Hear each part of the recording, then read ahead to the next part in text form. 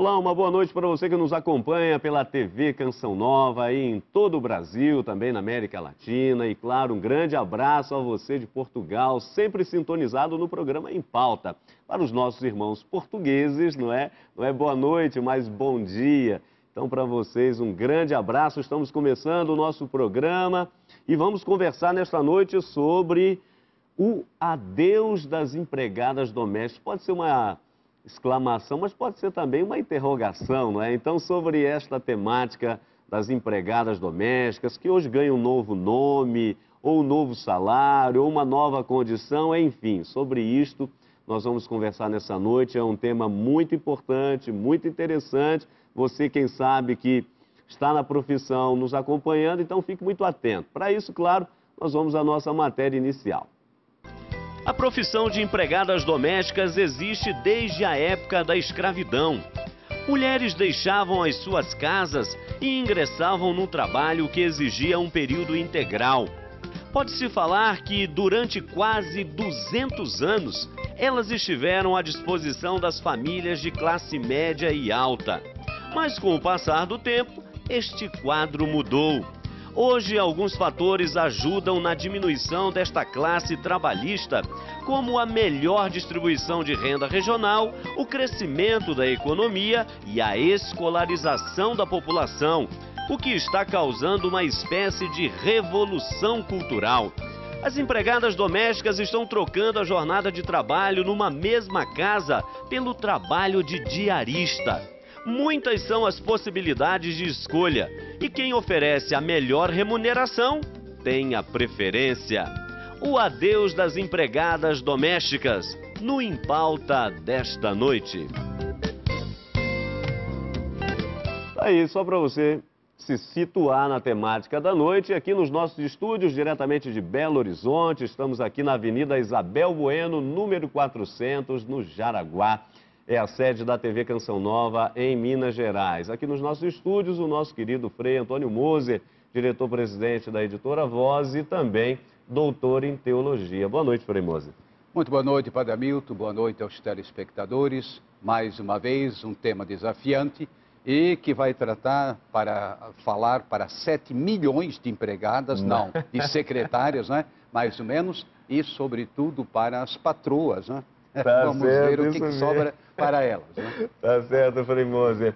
E recebemos com muito carinho aqui no nosso programa, pela primeira vez, a doutora Mônica Sete Lopes. Ela é juíza do trabalho e leciona Direito aqui na Universidade Federal de Minas Gerais, a UFMG.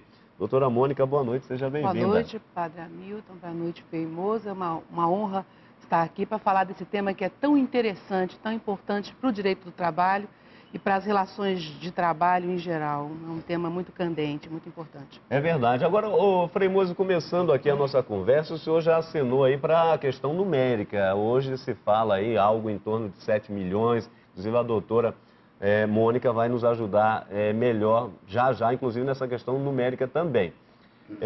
Mas nas questões do trabalho, nós remontamos aqui, né, o nosso Getúlio Vargas, que vem trabalhando, foi lutando, foi elaborando as leis que mais ou menos do trabalho nós temos hoje. Algumas estão passando por mudança, outras e precisam mesmo, mas a gente volta aí à época de Getúlio, tentando dar realmente aí um pouco mais de dignidade ao trabalhador, horas de trabalho, salário digno e assim por diante. Quando a gente fala de 7 milhões, quando falamos de 7 milhões de empregadas domésticas e que hoje mudou um pouco a nomenclatura, secretárias, o senhor acha positivo esse debate? Realmente é importante nós entrarmos em discussão para essa parcela da população? Eu acho fundamental. Quando nós temos presente a nossa história, normalmente eram as escravas que faziam o trabalho para as famílias mais aquinhoadas do ponto de vista econômico-financeiro e muitas vezes até criavam os filhos e assim por diante. Hoje, a empregada doméstica ou a secretária, ela também faz esse mesmo tipo de trabalho. Claro que as condições melhoraram, mas se nós formos olhar mais a fundo, sempre há um certo, eu diria assim, desprezo. É uma empregada que você pode se desfazer dela com facilidade, Por outro lado, encontrar alguém que faça esse trabalho necessário, por exemplo, uma mãe de família poder trabalhar fora, como a gente diz, enfim, é uma questão que deve ser debatida. Agora, em que conclusões, isso nós vamos ver, mas o importante deve ser debatido. Todas as questões devemos repensar. Nós estamos num novo momento histórico, não só do Brasil, mas do mundo inteiro, eu diria com a informação, com a educação. Isso leva a repensar todas as categorias sociais, todas as realidades e, portanto, essa também tem que ser repensada. Doutora Mônica, por favor, acho que vale muito a pena colocar para o amigo, amiga que nos acompanham, um pouco o quadro real, não é, da situação das empregadas domésticas, das secretárias, como estamos convencionando denominar, para que a gente entenda bem a questão. Desde Getúlio Vargas, a situação hoje das empregadas, elas têm consciência do seu trabalho, dos ganhos que precisam ter, buscam seus direitos. Qual é um pouco a realidade hoje?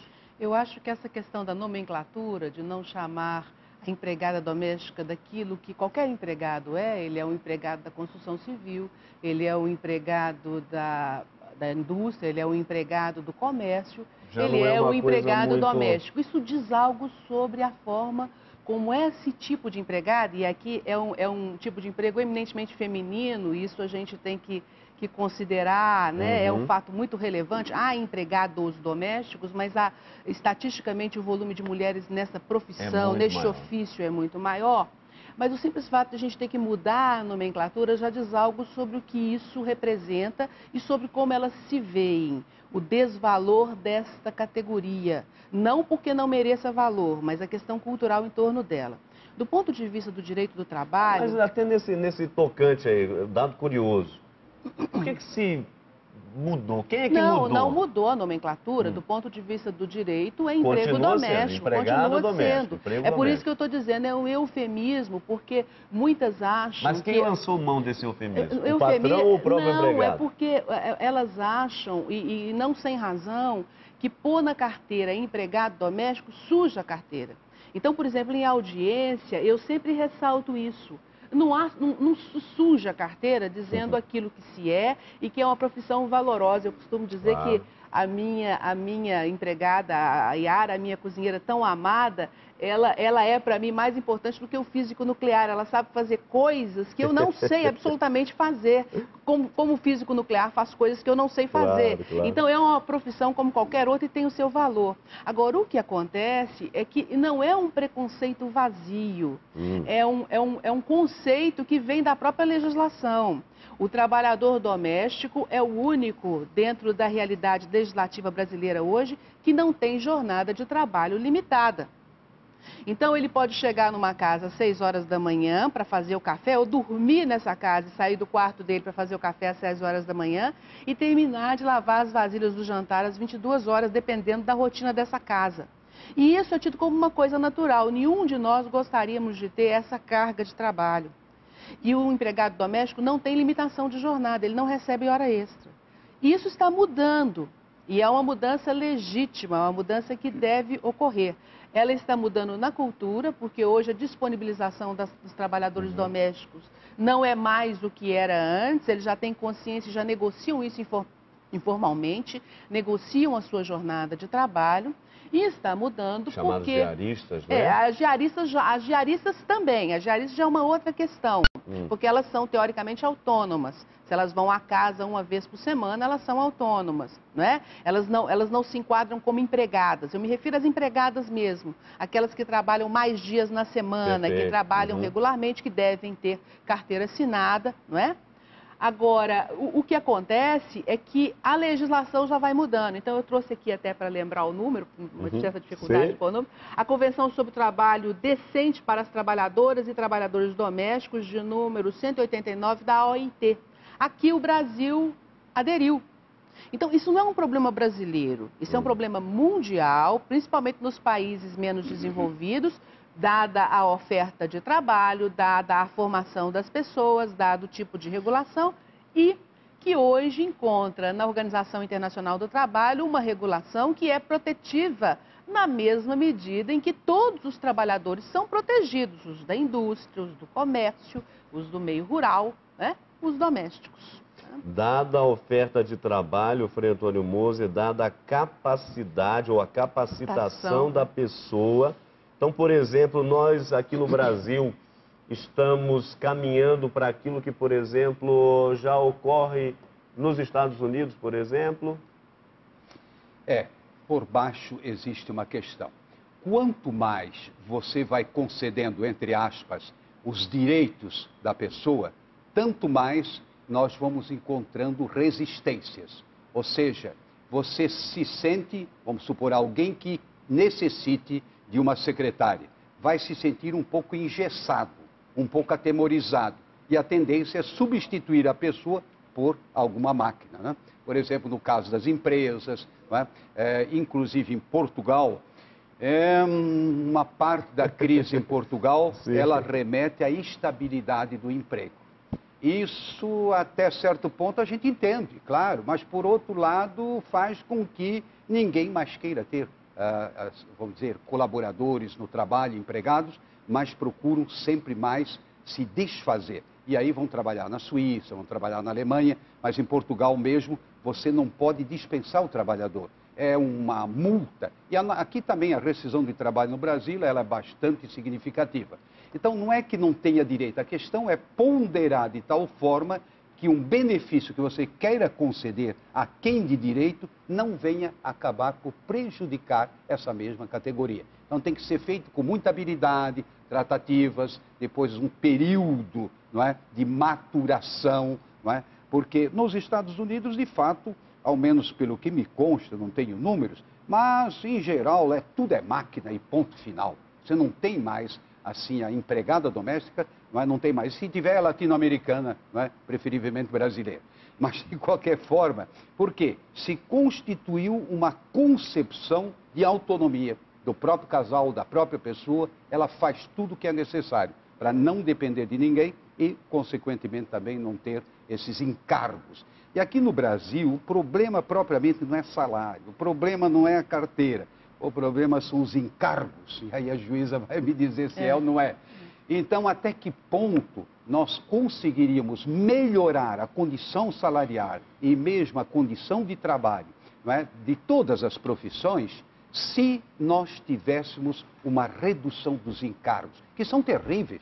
Eu sou diretor de uma empresa, eu sei o que é isso, não é? Encargos muito altos, e com isso se buscam subterfúgios. Traduzindo, temos que discutir, temos que abrir o jogo e chegar a um certo consenso social. Aliás, doutora, em fala recente da ministra da Secretaria de Políticas para as Mulheres, a ministra Eleonora, ela, por ocasião do Dia Internacional da Mulher, ela dizia justamente nesse tocante ao trabalho doméstico que ainda vivemos no Brasil uma espécie de escravatura, né? uma realidade escravocata, usando a expressão mais correta. Né? Ainda temos uma realidade escravocata e pedia justamente na oportunidade uma reforma política que traga de fato igualdade de gênero. A senhora concorda? É por aí? A partir dessa fala do Frei? No que diz respeito ao trabalho doméstico, eu concordo, principalmente se nós olharmos o Brasil tal e qual, né? Na sua grande extensão, em todos os estados, em todas as localidades.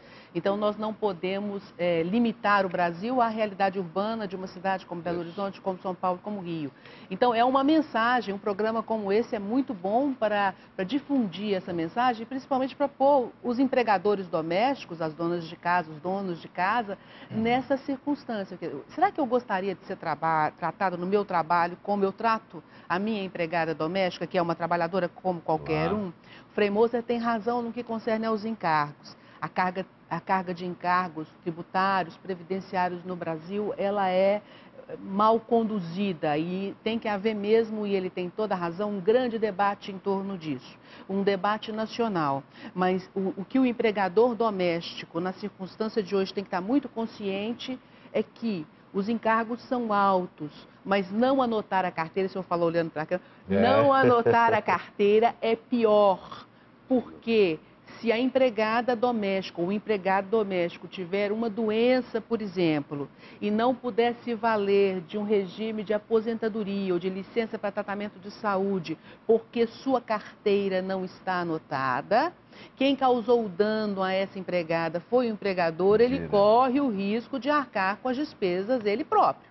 Eita, olha aí. Isso, Isso aí, né? E eu acho que é difícil, eu já vi processos desses com decisão nesse sentido. Situação difícil que ninguém deve querer enfrentar. Portanto, os encargos são altos, mas não pagá-los implica correr o risco de encargos ainda maiores. Tá certo. Segura aí um pouquinho, nós vamos para o nosso primeiro intervalo, vamos continuar conversando. Você percebeu aí que realmente é um tema absolutamente importante e nós queremos continuar essa conversa no próximo bloco. Um minuto só.